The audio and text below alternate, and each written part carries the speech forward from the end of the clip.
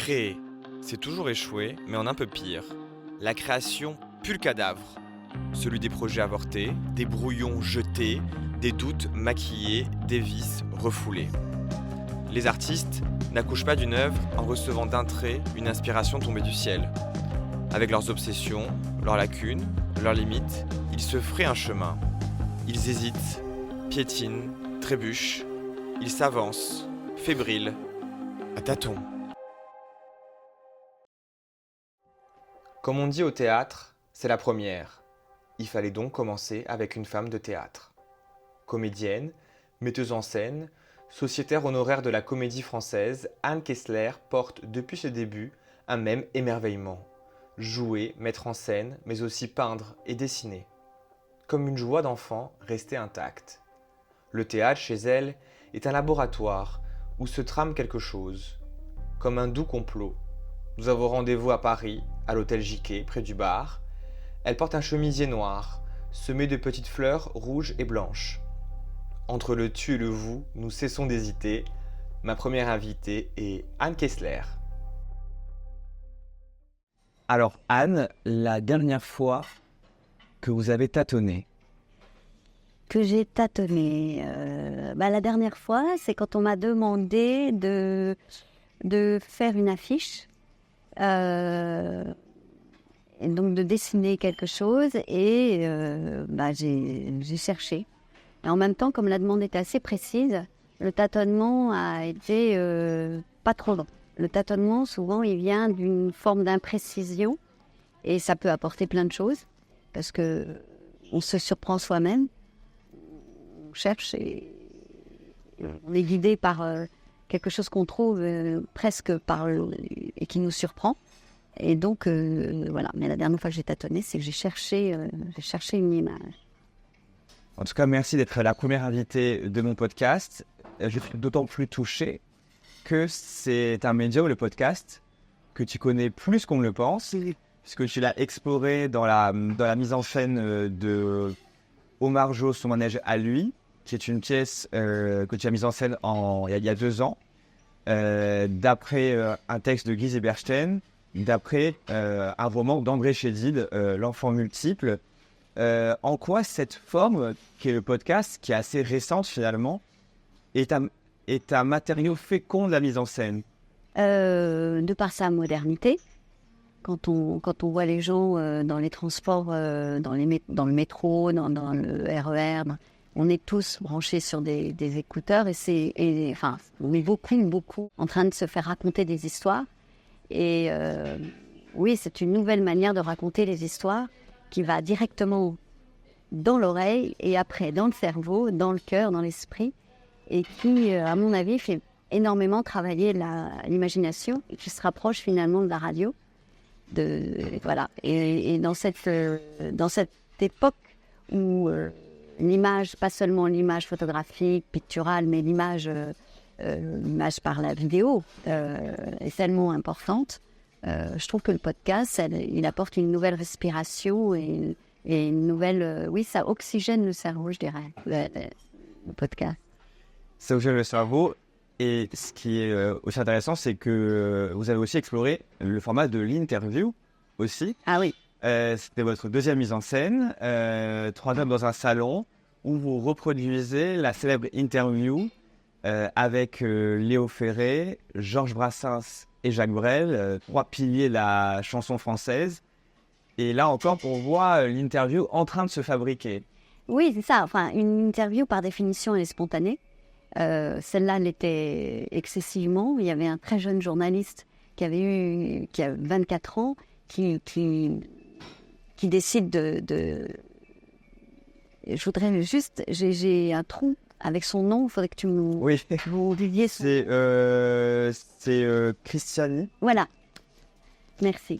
Donc Christiani qui a 24 ans, pardon Christiani, qui a 24 ans et qui arrive à faire cette interview avec un Léo Ferré qui est très enthousiaste. C'est celui qui veut le plus que ces 3 noms soient réunis et qui, d'ailleurs, pendant l'interview, sera celui qui essaye de faire le lien, qui essaye de dire ce serait bien qu'on fasse quelque chose tous les 3, etc. Oui, l'interview, elle est par définition spontanée. je ne sais pas si j'ai essayé de la reproduire, mais j'ai essayé de la reconstituer en la décalant. Et c'est la première fois que j'ai eu cette sensation d'une manière consciente. Parce que même déjà dans le premier spectacle que j'ai mis en scène, il s'agissait aussi de reconstitution, puisque c'était une metteuse en scène qui cherchait à savoir ce qui se passait dans le couple. Quand le grief s'installait, quand est-ce qu'il s'installait, qu'est-ce qu'il allait produire de délétère dans une histoire d'amour. Donc c'était une enquête. Là, effectivement, dans Trois hommes dans le salon, je me souviens, c'est la première fois que j'ai pris la parole pour expliquer aux gens ce que je voulais que ça fasse. Comme j'ai eu un peu d'émotion, je trouvais plus mes mots. Et je juste dit, à la fin, j'aimerais que vous ayez l'impression d'avoir assisté à cette interview. Et la chose qui m'a fait le plus plaisir, c'est qu'il y a eu quelquefois des gens qui, pendant le spectacle, intervenaient. Par exemple, à un moment donné, ces trois-là étaient extrêmement misogynes, mais d'une manière un peu humoristique. En tout cas, moi, j'avais envie de le voir comme ça. En tout cas, moi, ça ne me blessait pas. Moi, je suis tout de suite très sensible quand je sens que la femme est mise à mal. Et là, effectivement, ils sont misogynes, mais on a la sensation qu'ils provoquent tous les trois. Peut-être que je me trompe et que c'est ma tendresse pour eux qui me permet d'être indulgente ou le temps. Je ne sais pas, mais en tout cas, il y a eu une femme, une fois, qui s'est insurgée en disant « Eh bien, vous, qu'est-ce que vous croyez ?»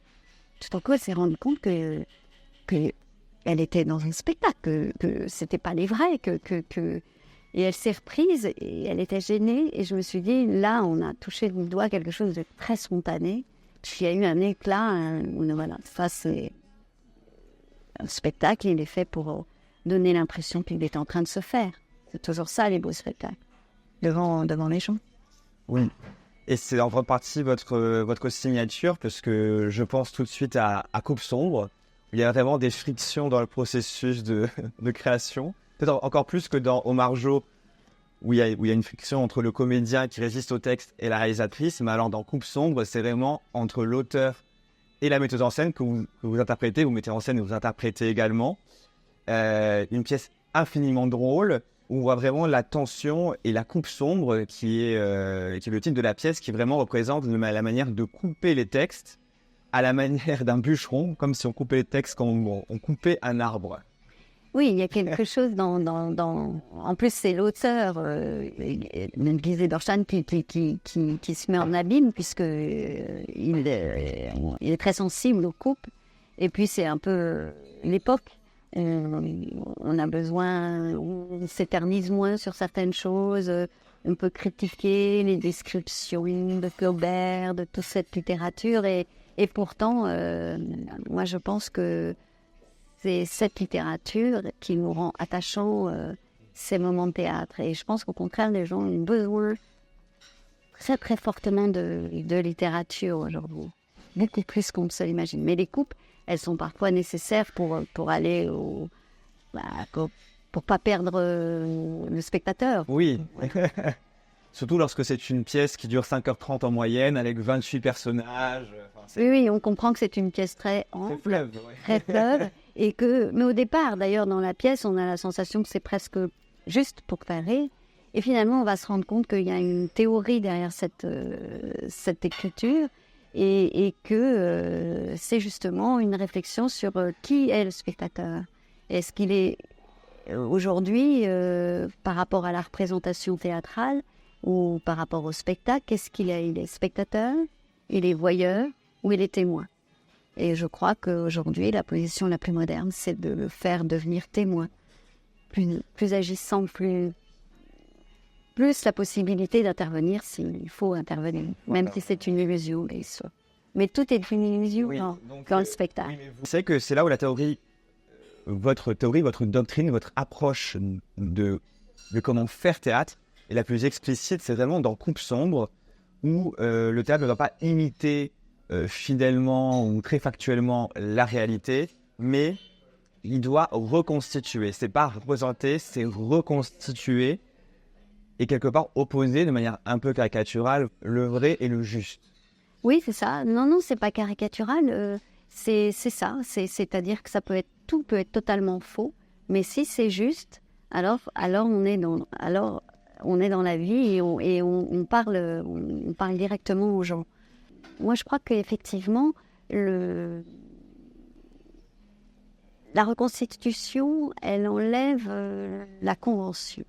C'est-à-dire qu'on n'oblige pas les gens à leur dire « Regardez, je joue, je suis Jules César, je suis vraiment Jules César. » Non, je suis une actrice qui joue Jules César. Et donc, si on met dans l'idée que je suis une actrice qui joue Jules César, en tout cas au début, on détend celui qui vous regarde parce qu'on l'oblige pas à tout de suite le transporter dans la Rome antique. On est à peu près égal, c'est-à-dire qu'il est 8h30, on commence. Bon, il se trouve que moi, je suis du côté de ce plateau où vous êtes dans la salle et vous venez regarder l'histoire de Jules César. Et puis petit à petit, si je joue bien, si je fais ce qu'il faut, si je suis juste, si je suis impliquée et engagée dans ce que je fais, on va plus se poser la question, ils auront Jules César en face d'eux et finalement on retrouvera la même sensation. Mais c'est un point de départ que je trouve très important. Et on fait toujours en plus, comme le peintre qui est tout près de sa toile et puis qui est très loin, qui prend des... J'aime bien l'idée de faire ça au spectateur. C'est-à-dire qu'il a le droit de partir, parce qu'un détail d'un mot dans une phrase le fera partir ailleurs. Et donc, il va prendre de la distance par rapport à ce qu'il est en train de voir et réfléchir à autre chose. Et puis revenir quand il veut, grâce à la pièce aussi. Et toute la réflexion qu'il aura eue pendant son évasion, pendant son rêve, il va l'apporter au fil de l'histoire. Mais ça va lui permettre de se reconnecter à lui-même.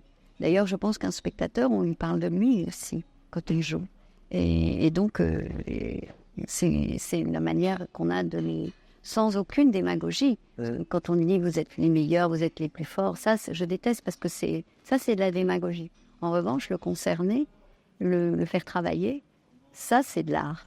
Et je pense à votre mise en scène à l'hiver dernier de Bérénice, au Théâtre de la Concorde, où là, alors ce n'est plus le spectateur, ce n'est plus le témoin, c'est le spectateur, puisqu'il y a un dispositif scénique qui est assez inouï et assez perturbant, mais je pense que c'est dans l'inconfort aussi que vous cherchez la prise de position et l'implication du spectateur, c'est que vous avez inversé, les comédiens étaient dans les gradins et le public était sur scène. Ah, oui, c'est exactement ça. Et la vérité, c'est que m'attaquer à un texte si mythique et si ancien, quand je suis arrivée dans le théâtre, je me suis rendu compte que les gradins me racontaient beaucoup plus le Sénat que la salle et que tout ce que j'aurais pu inventer. Et puis aussi, j'avais envie de mettre en valeur, comme il faut toujours, il me semble, le faire, le texte, mais c'est pas toujours en le vénérant qu'on le met en valeur. Parfois, en le sacralisant, on le démolit, tellement on nous parvient ennuyeux, pompeux, etc.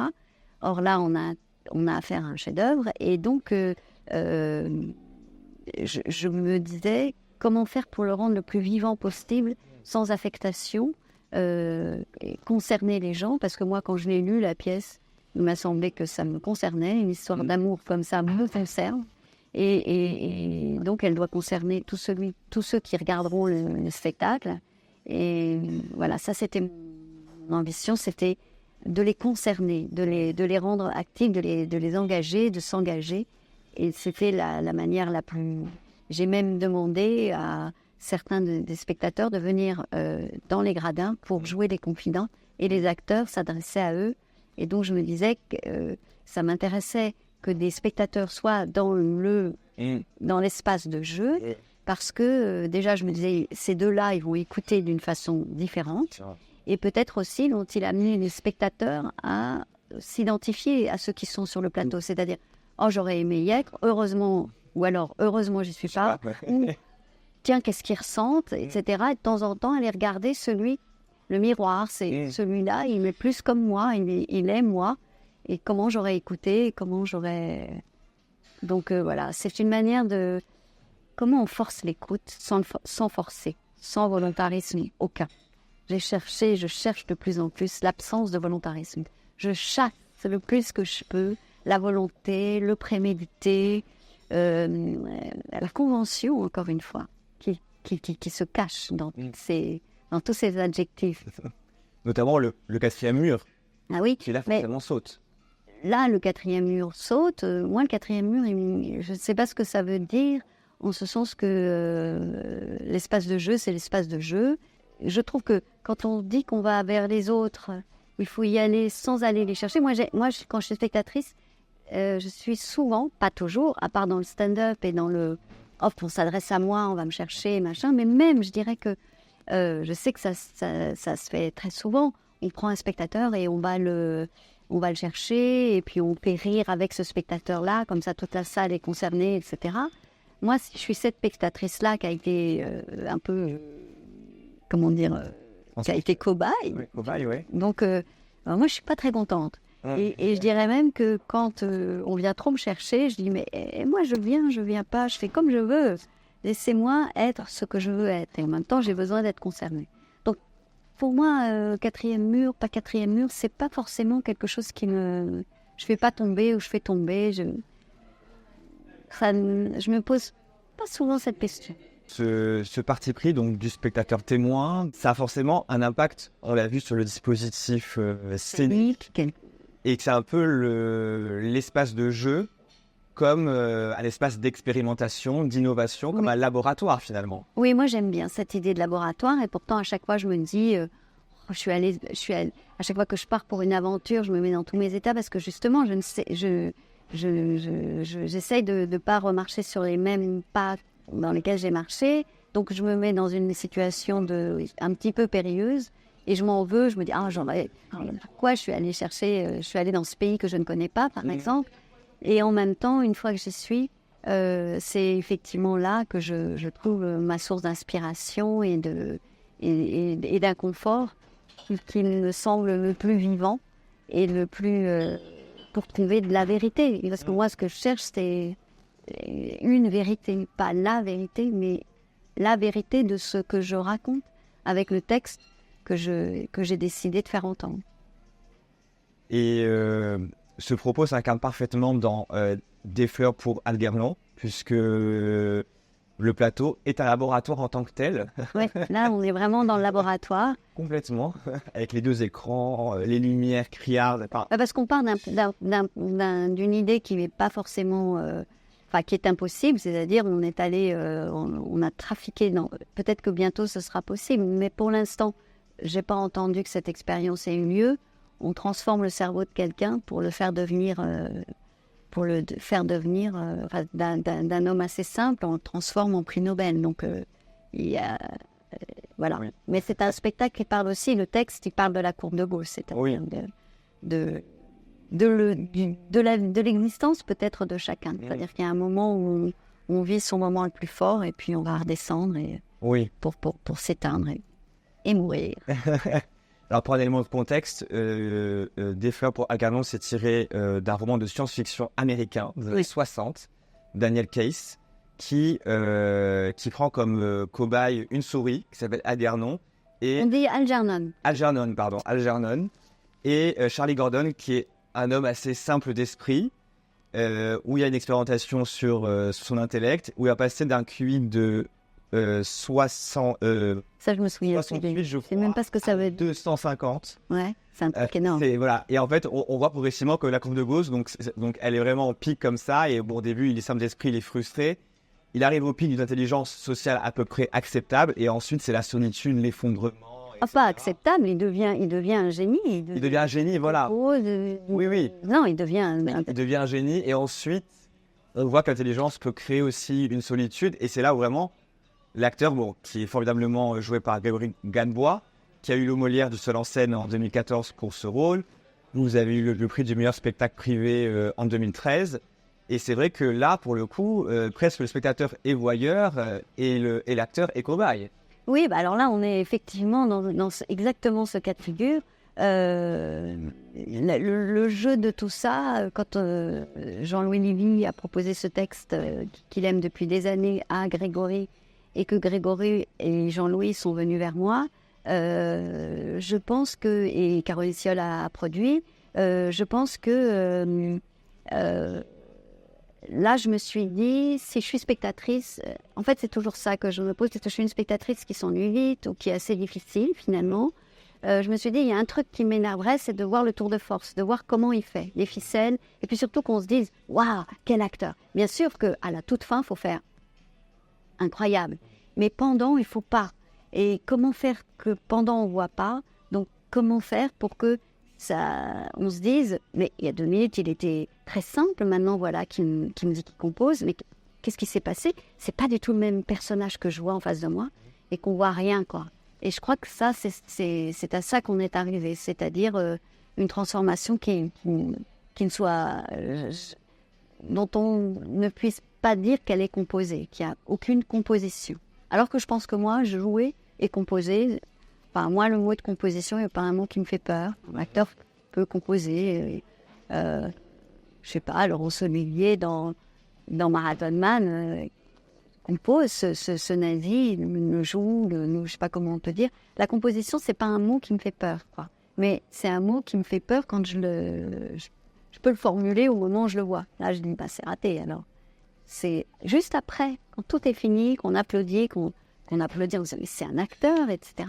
Mais c'était pas lui ce nazi, c'était pas lui cet homme simple. Là, je suis d'accord, mais pendant, on ne va pas se dire génial. Je suis un peu gênée quand on a trop envie d'applaudir pendant l'interprétation. On doit juste être saigné, suivre. C'est qu'après qu'on a envie d'applaudir. Pendant, si on a envie d'applaudir, c'est peut-être qu'il y a un petit truc qui ne va pas. Peut-être. Peut-être. Une question de rythme, en tout cas. Oui, ou une trop grande maîtrise de son art, de virtuosité, qui ne va pas... je veux dire, plus on est fort, plus on est virtuose, plus on est capable de grande virtuosité, plus il faut avoir de la grâce et de la légèreté. Et ça, c'est difficile. Nijinsky, on disait de lui, qui justement, il rendait à la danse la grâce que sa virtuosité pouvait sans cesse lui enlever, pouvait sans cesse susceptiblement lui enlever. Et donc je pense que, voilà, moi je n'aime pas sentir la virtuosité, j'aime pas qu'on me dise pendant qu'il joue quel grand acteur, quelle grande actrice. Il me semble que, pour moi, il y a un truc qui ne va pas. Oui, vous êtes rétive à la pesanteur ou à la lourdeur de... Oui, c'est souligner, c'est dire, ouais, souligner qu'on a bien écrit ça. Je sais pas, quand je regarde un tableau, je me dis pas c'est bien peint. Ou si je me dis c'est bien peint, c'est que ce tableau me fait pas grand-chose. Un tableau, il me fait quelque chose. Je l'écoute, je le vois, me demande. Peut-être même, je me demande qui a fait ça. Pourquoi cette main, pourquoi cette coude? Peut-être, je me pose plein de questions. Mais pas, c'est bien fait.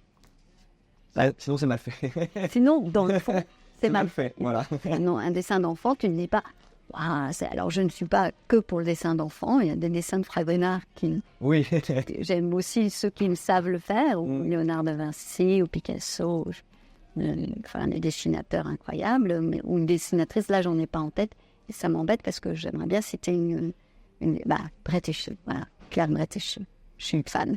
Cet espace de scène pur, ce refus de l'imitation scrupuleuse du réel, le théâtre comme un espace de pensée, d'enquête, n'y aurait-il pas une filiation naturaliste. Parce que le réel, moi je l'aime bien, c'est souvent à lui que je me réfère. C'est le côté naturel, ouais, qui me... Oui. Souvent, le naturel, c'est une illusion. Enfin, c'est pas une illusion, ça sera jamais assez naturel. Oui. Alors. Oui, mais il n'y a rien de pire quand quelqu'un nous dit soyez naturel. Il n'y a rien de pire. Voilà. C'est tout ce naturel de se commander, de dire il faut voilà, être et puis c'est tout sauf naturel que d'aller sur un plateau pour exposer quelque chose. Complètement. Donc, chercher la simplicité. Une fois, je regardais un film assez conventionnel, et dans ce film conventionnel, à un moment donné, c'était un polar, l'inspecteur dit, on va reconstituer la scène. Et là, les acteurs ont refait la scène, et ils ont joué comme j'adore, quoi. Et je me suis dit, bah voilà, ça c'est d'une modernité. Ils vont d'un point à l'autre, ils disent leurs phrases comme ils ont eu l'impression de les dire. Et là, c'était la preuve par neuf qu'il n'y a rien de plus vrai quand on... C'est pas la neutralité non plus, c'est subtil, hein. C'est la mémoire qui travaille, et en même temps, c'est Ils sont plus dans la vérité de leur action que dans leur vérité. Donc, je voulais juste vous demander la question de la filiation avec Antoine Vitesse. Parce que c'est vrai que tout s'est dégagé grâce à Antoine Vitesse. Ouais, tous ces préceptes, en tout cas que vous défendez, viennent, même si vous le repensez aussi et vous le prolongez et vous l'amplifiez, on peut y voir quand même une filiation avec Antoine Vitesse, qui a été, je le rappelle, votre mentor, puisqu'il vous a formé. Bon, ça a été mon professeur, je ne pourrais pas parler de Chaillot. mentor. En réalité, je lui dois tout. Mmh. Donc je lui dois vraiment, en tout cas, beaucoup, presque tout, parce que c'est lui qui m'a fait rentrer au français, et parce que depuis des années, alors que j'avais l'impression de l'écouter de manière un peu insolente, un peu légère, sans me rendre compte à quel point il m'impressionnait. Il m'a tellement impressionné que par moments, il y a des phrases qu'il a dites, des cours à lui, des réflexions qu'il se faisait en début de cours ou pendant le cours. Tout à coup, on sentait qu'il n'avait pas envie de parler de la scène qu'il venait de voir, mais qu'il avait envie de parler de quelque chose qui le préoccupait lui. Donc il plaquait sa réflexion à lui sur un tout petit détail de la scène qu'il venait de voir pour pouvoir l'exposer, l'analyser, réfléchir, continuer à réfléchir avec nous. Et tout ça sont des choses très fortes qui aujourd'hui me viennent. Je crois qu'il aimait vraiment infiniment l'instinct de l'acteur, l'intuition de l'acteur, l'émotion de l'acteur, l'être humain qu'il avait en face de lui. Il détestait l'idée de figuration, par exemple. Et la première scène qu'on a travaillée, c'était une scène de Tartuffe dans laquelle il y avait Fripotte, qui est un personnage muet dans la pièce. Eh bien, il n'a travaillé qu'avec l'actrice qui jouait Fripotte. Les autres continuaient de parler, il arrêtait, et on se faisait toute une histoire avec Fripotte. Il disait, tu pourrais te mettre là, etc. Et tout à coup, ça devenait le rôle principal. Et ça, c'est pour moi un enseignement, c'est-à-dire tout humain qui est sur un plateau est à considérer et est très important. Et donc, tous les rôles sont importants, il n'y a pas de petits rôles, et surtout dans une grande œuvre. Et donc, ce choix-là. Et puis, c'est un homme, une érudition, d'une culture extraordinaire, voilà, qui a fait de la théorie, oui. Et qui est donc qui est irremplaçable. Mais heureusement, il y a des traces de ses cours, de ses réflexions qu'on peut toujours essayer, qu'on peut toujours lire, qu'on peut toujours voir. Donc, je pense qu'on peut tous devenir l'élève d'Antoine Vitesse si on a le désir. Alors, je précise pour les auditeurs, Antoine Vitesse donc, vous a formé à l'école de Chaillot. Du théâtre national. Je ne crois pas beaucoup à l'école qui forme, hein, si je peux vous apporter d'une compte. Non, l'école, ça crée des générations qui vont des élèves, des jeunes acteurs, des jeunes metteurs en scène qui vont se rencontrer et qui vont former des groupes et des envies, qui vont rencontrer des auteurs ensemble, etc. Mais après, c'est la vie qui vous forme, c'est les expériences. Et puis, voilà, il n'y a pas de méthode. Chacun doit comprendre qui il est et doit créer sa propre méthode. Donc, un grand professeur ne vous forme pas, il vous ouvre des portes, il vous fait rencontrer, il vous fait vous rencontrer. La preuve en est, c'est que une réflexion d'un professeur va sonner chez quelqu'un et ne va pas sonner chez quelqu'un d'autre. Et en fait, ça depuis que je suis jeune, je me rends compte que quand ça sonne, j'avais l'impression de savoir déjà. Je me dis, mais pourquoi tu me dis quelque chose que je sais déjà ? Et donc, il ouvre une porte qui était déjà ouverte en moi, sauf qu'il l'approfondit, il la teste, il me donne confiance en cette porte ouverte et il me donne envie de rentrer dans la pièce vers la porte. Et de rentrer à la Comédie Française, en 1989, ouais. Pensionnaire, puis sociétaire en... Oui, je suis rentrée comme artiste à l'essai, j'y tiens. Artiste à l'essai. Oui, j'aimais bien parce qu'il y avait le mot artiste. Je trouvais ça très beau d'être une artiste à l'essai. D'ailleurs, je trouvais ça assez pléonasme. C'est-à-dire que pour moi, on est toujours à l'essai. Oui. Ouais. C'est vrai, oui. Donc, mais enfin, artiste, ça aurait été un peu trop. D'ailleurs, ce mot-là, je le trouve un peu galvaudé. Et quand on me dit oui, c'est une artiste, j'ai toujours l'impression qu'on me dit que je suis pas classable. Et quand t'es pas classable, t'es pas non plus plaçable. Oui. Et non, tu trouves jamais ta place, quoi. T'es une artiste. Ça peut être très ambigu. À double tranchant. Oui, double tranchant, c'est mieux qu'ambigu. Et donc, vous rentrez en tant que pensionnaire, vous jouez dans plusieurs pièces du répertoire, et ensuite, en 2006, donc il y a maintenant 20 ans, vous mettez en scène pour la première fois, donc Grief, on l'a dit, un montage de textes de 3 auteurs scandinaves, Ibsen, Bergman et Strindberg, qui s'appelle déjà Grief, je crois, Laboratoire des formes, donc il était déjà dans le laboratoire. Et ma question, c'est qu'est-ce qui s'est déplacé en vous de la position d'actrice à celle de metteuse en scène? Qu'est-ce qui ne suffisait pas dans le jeu d'actrice et qu'est-ce qui a comblé dans le besoin de mise en scène? Alors, il n'y a rien qui ne me suffit pas comme actrice. Actrice, c'est le plus beau métier du monde. C'est ce que je préfère faire. Je joue. Et quand je mets en scène, je joue tous les rôles. Même si je ne joue pas pour les autres et jamais je leur montrerai comment j'aurais fait ou au cas où ils me demandent pour une phrase ou pour un mot, je me permettrai, mais jamais je fais comme ça. Mais pour moi, c'est le même. Je ne suis toujours la même personne. Mais même quand je dessine, c'est une actrice qui dessine parce que moi, je me raconte des histoires. En fait, j'adore raconter des histoires, me raconter des histoires. J'aime qu'on me raconte des histoires. Je m'ennuie beaucoup dès que je ne suis pas en train d'écouter une histoire.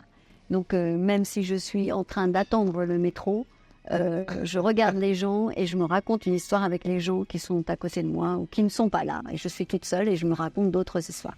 Donc, c'est la même chose. En revanche, j'avais fait un court-métrage qui s'appelle « Le Trac, quelques cas cliniques ». Avec plein d'acteurs autour de moi, plein d'amis.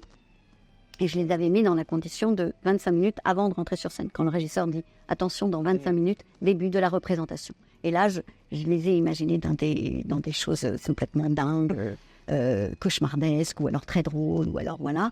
Et je leur ai un peu demandé, soit je leur ai prêté des histoires à moi, soit ils m'ont raconté des histoires à eux.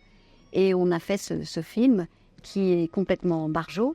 Et je me suis rendu compte que j'aimais beaucoup aussi regarder les acteurs. Et puis surtout, je me suis rendu compte que les acteurs aimaient beaucoup que je les regarde.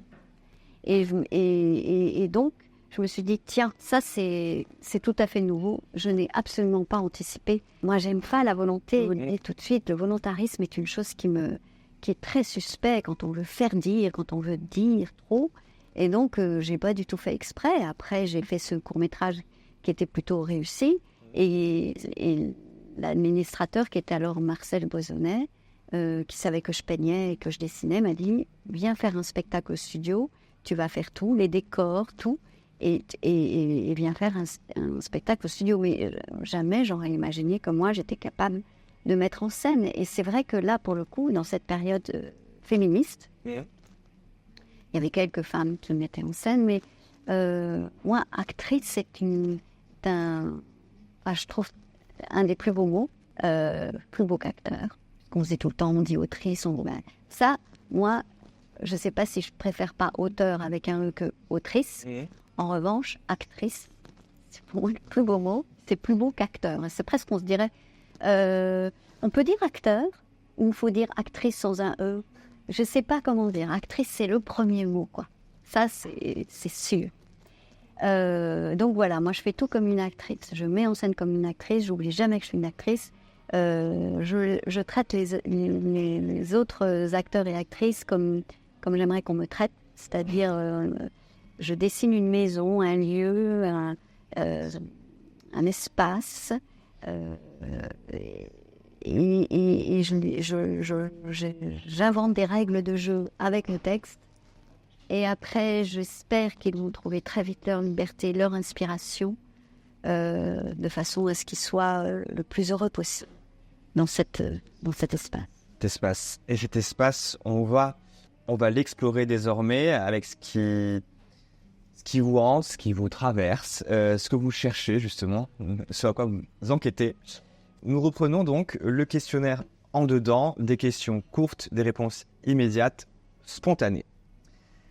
Le rôle ou le texte qui vous a donné envie de monter sur scène. C'est un poème. Ça s'appelle Contre d'Henri Michaud. C'est sur une estrade et là je décolle et j'ai 13 ans. Et je dis Contre d'Henri Michaud et il y a une transformation. Transformation. Je ne suis plus pareil, les gens ne le voient pas pareil. Un classique du répertoire que vous trouvez surestimé. Anne. Y en a-t-il seulement un? Ah non, alors là, Okay. vraiment, non, je me suis jamais dit ça. Non, par contre, il y en a beaucoup qui sont sous-estimés. Ah. Voilà Et- ce que je dirais. Et un desquels serait sous-estimé? Tous les rôles qu'on m'a proposés, où je me disais, quand même, j'aurais bien aimé faire je sais pas quoi. Quand je suis un peu déçue de la proposition, il me semblait que ce sont des rôles qui m'ont apporté joie et beaucoup, beaucoup de force et de courage. En parlant d'un rôle que vous n'avez jamais voulu jouer et que vous refusez encore aujourd'hui. Aucun. Aucun. Il y a beaucoup d'acteurs qui disent qu'ils veulent jouer les très méchants. Jouer, par exemple, une mère qui battrait un enfant ou qui torturerait une torturante. Une torturante dans n'importe quelle situation. Peut-être psychologique, c'est déjà beaucoup plus... Oui. Mais non, frapper, tout ça, je sais pas. Ça, tout à coup, ça me plairait pas du tout. Et sur scène, qu'est-ce que vous traquez le plus chez vous sur scène? Qu'est-ce que je pourrais traquer? Rien, Rien. je ne traque rien. Peut-être que parfois, je peux entendre une intonation qui me déplaît, un aigu un peu comme ça, je dis tiens, attends, ça va pas. Ou une nervosité. La nervosité. Ouais, oui, la nervosité. Et si vous deviez diriger la comédienne que vous étiez à vos débuts, qu'est-ce que vous lui diriez à cette jeune comédienne?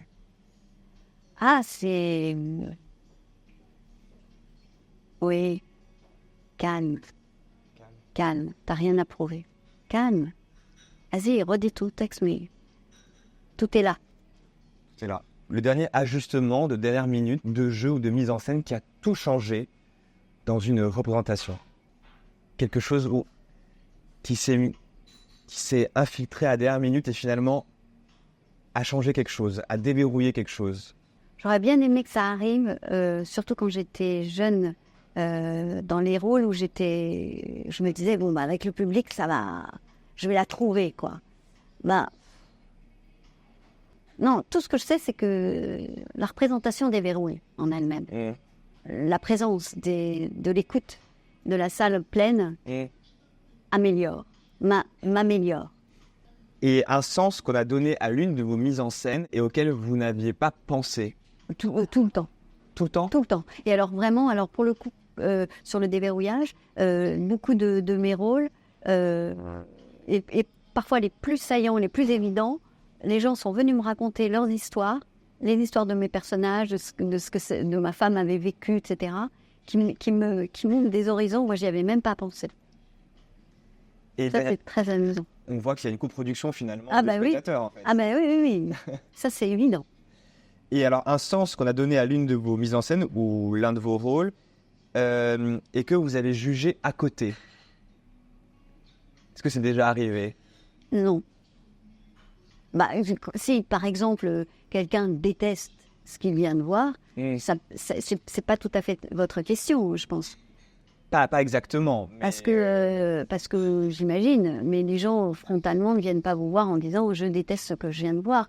Enfin, moi, ça m'est jamais arrivé. Je n'ai jamais été voir quelqu'un en disant « je déteste ce que je viens de voir ». Ça n'a pas de sens. Oui. Pour qui je me prends pour venir, et pour qui la personne se prend pour venir me casser la figure. J'ai juste proposé quelque chose, ils n'aiment pas. Voilà. Donc, non, sinon, j'adore qu'on me dise des choses auxquelles je n'avais pas pensé. Chacun se fait son monde. J'entendais, je ne sais plus quel chanteur dire qu'on lui racontait les chansons qu'il avait écrites. Et ce n'était pas du tout ce qu'il avait écrit, mais moi je comprends ça. Bon, les gens ont le droit de se faire l'histoire qu'ils veulent. Qu'ils veulent. Alors, nous avons beaucoup parlé de théâtre, mais nous avons un peu parlé d'autres cordes que vous avez à votre arc, le cinéma et le dessin, la peinture. Commençons par le cinéma. Vous avez fait quand même de nombreuses incursions dans le champ du cinéma. Vous avez joué pour de nombreux réalisateurs et réalisatrices, je précise. Éric Rochant, Colline Serrault, Jeanne Herry et plus récemment Christophe Honoré et Arnaud Desplechin. Qu'est-ce que le cinéma vous permet en tant qu'actrice que le théâtre ne vous permet pas et inversement? Je dirais que le cinéma ne me connaît pas beaucoup et moi je ne le connais pas beaucoup, on ne s'est pas beaucoup rencontrés. Et en plus, les gens dont vous parlez là, c'est beaucoup des gens que j'ai rencontrés par le théâtre. Donc, Arnaud Desplechin, notamment. Arnaud Desplechin, Christophe Honoré, mais même Colline Serrault qui m'a vu au théâtre et qui, voilà. Donc c'est plus le théâtre. J'adore le cinéma, il me fait très peur parce que je le connais pas bien. Il me semble très très difficile de jouer au cinéma parce que c'est tout de suite et maintenant et parce que je trouve que ça se voit beaucoup quand c'est très jour. Moi je trouve que c'est plus difficile le cinéma et mais j'adore le cinéma. Je suis très spectatrice de cinéma, très très très cinéphile. J'adore ça. Et ouais, le cinéma, faut me mettre très en confiance. Alors qu'au théâtre, j'ai l'impression que cette confiance, je suis capable de la gagner un peu toute seule. Au cinéma, je suis complètement dépendante de la personne qui me... Ce qui est amusant, c'est que c'est un propos qui n'est pas si courant que cela, parce que beaucoup d'actrices et d'acteurs de cinéma, lorsque ils ou elles montent sur les planches, disent le théâtre c'est la montagne à gravir à côté du cinéma qui est une promenade. Il y a quand même il y a un effort plus soutenu. Non. Pour moi, c'est la même chose. C'est un peu... imaginez que vous parlez à quelqu'un qui a 2 centimètres, vous n'allez pas parler aussi fort qu'à une personne qui est là-bas.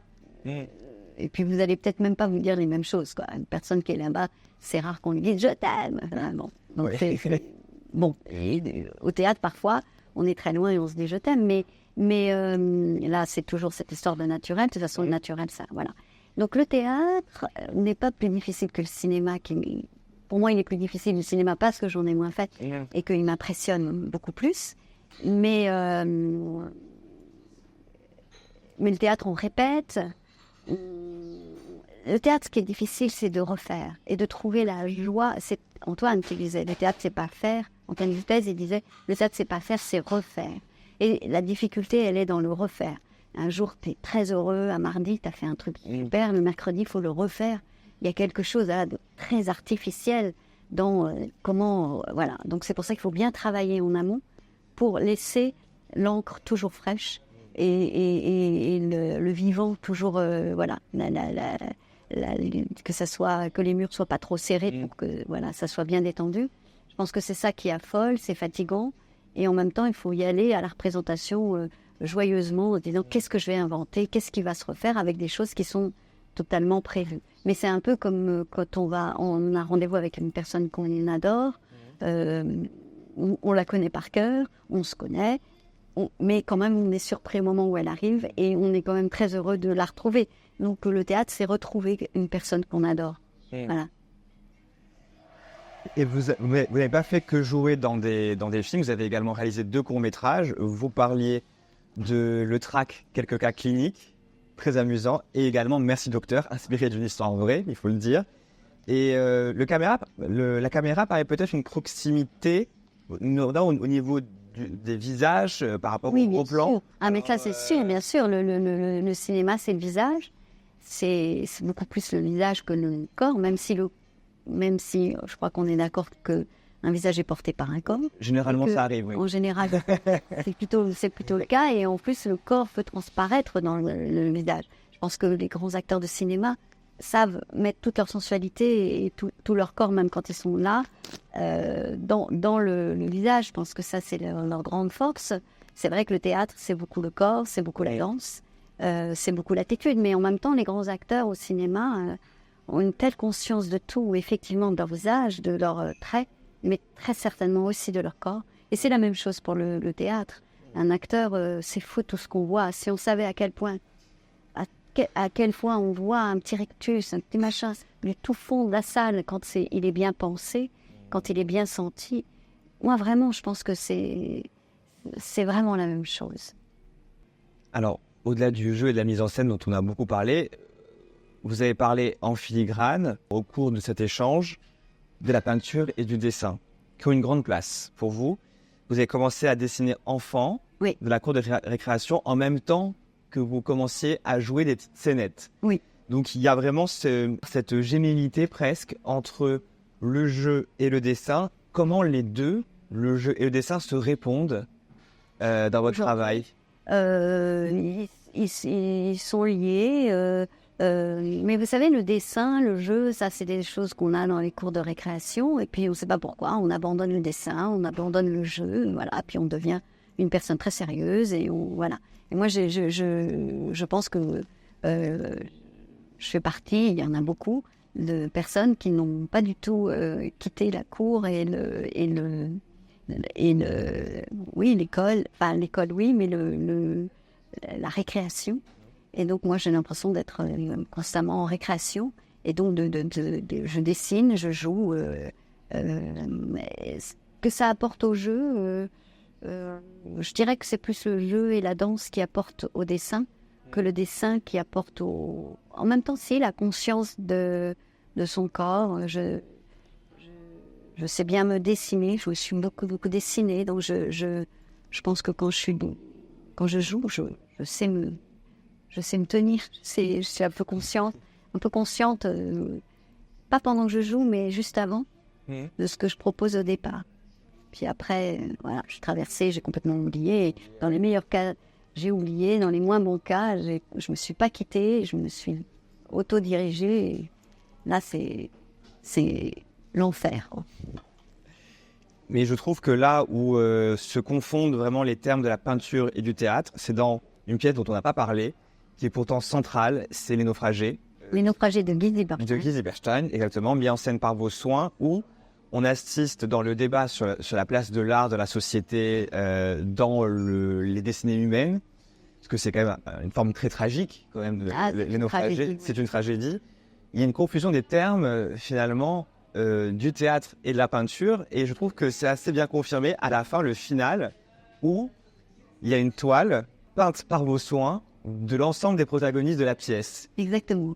Et je trouvais que c'était un peu la patte malicieuse de l'enfant, après, quand même, une tragédie où finalement les destins étaient déjà, comme toute tragédie, étaient déjà soldés d'avance. Oui, c'est vrai. C'est exactement ça. C'est-à-dire que le tableau était fait avant la fin de l'histoire. Ça veut dire que je connaissais la fin de l'histoire. En général, remarque, quand on montre quelque chose, on a lu la fin. Mais oui, la peinture comme résolution, puisque il ne s'agissait que de ça. Moi, j'aime ce que questionne cette pièce, c'est-à-dire entre autres, à qui appartient une œuvre d'art, à l'artiste, à l'humanité,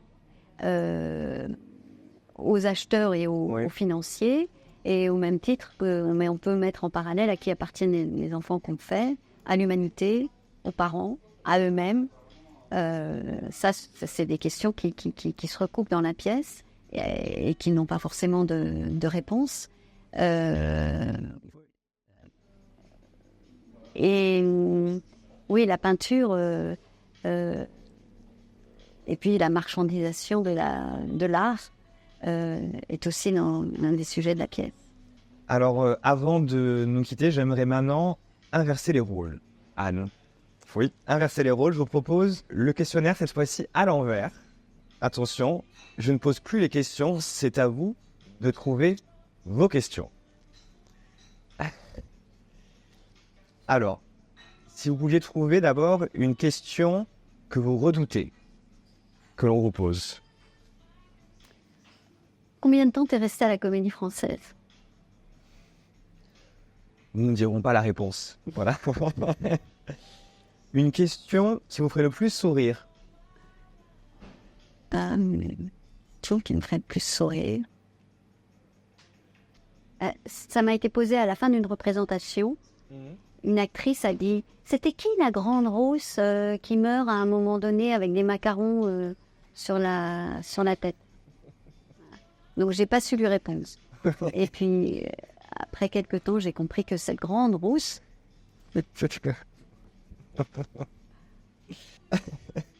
Et quelle est la question que vous aimeriez poser à votre public? À l'inverse, à la fin d'une représentation, par exemple. je crois que vraiment, ce ne sera pas à la fin d'une représentation. Pas pendant, j'imagine. Pas pendant. Pendant, si, c'est que des questions. C'est que des questions. Mais des questions pas formulées. Lancinantes, ouais. Ah si, il y a des moments où... Ouais, je me souviens... Si, une fois, je jouais et vraiment désespérée à l'intérieur de moi-même, j'aurais adoré dire « Je continue » ou « J'arrête ». Une question que vous aimeriez me poser. Est-ce que vous avez été étonné par certaines réponses? La réponse est oui. Assurément. Une question que vous aimeriez qu'on vous pose et qu'on vous ne pose jamais. Je n'aime pas les questions, moi. Je veux dire, sur Je suis content de vous avoir reçu. non, c'est difficile, les questions. Hein. C'est tellement une surprise, c'est comme si je disais, on m'a jamais fait cette surprise. Une question est une surprise. Et j'attends encore beaucoup de surprises. C'est plutôt ça que je devrais répondre. C'est la prochaine question. C'est la prochaine question qui est la bonne. Et enfin, la dernière question avant de nous quitter. Chère Anne, une œuvre qui, pour toi, évoque le mieux le processus de création. Todescadem de Aki Kurosawa. Voilà. Voilà au cinéma. Ouais. la peinture. Et puis de toute façon, je pourrais répondre tous les chefs-d'œuvre. Tous les chefs-d'œuvre parlent de la création. Parce que comme ils inventent, un chef-d'œuvre, il a inventé, il a été sur un chemin qui n'a jamais été vraiment des pas où c'est nouveau. Donc il est obligé d'avoir une part de théorie et donc de réflexion sur la création. Tous les chefs-d'œuvre. Mais je dirais Kurosawa parce que on voit la peinture du maître se mettre en action parce que ça, j'ai dit ça. J'ai dit ça. C'est très bien. Tous les chefs-d'œuvre sont donc réflexifs. Toutes les belles œuvres d'art ont mille perspectives et ont mille lectures et ont aussi cette lecture du peintre ou de l'auteur ou de l'artiste qui se pose la question sur la création. Qui cherche. Qui tâtonne. Toutes qui tâtonnent. Toutes. Il n'y a aucune exception à ça. Merci Anne Kessler. Merci. Merci beaucoup. Merci d'avoir marché à tâtons avec moi. Si cette traversée vous habite, abonnez-vous à Michel à tâtons et partagez l'épisode. D'autres artistes viendront chercher avec nous, dans le noir, encore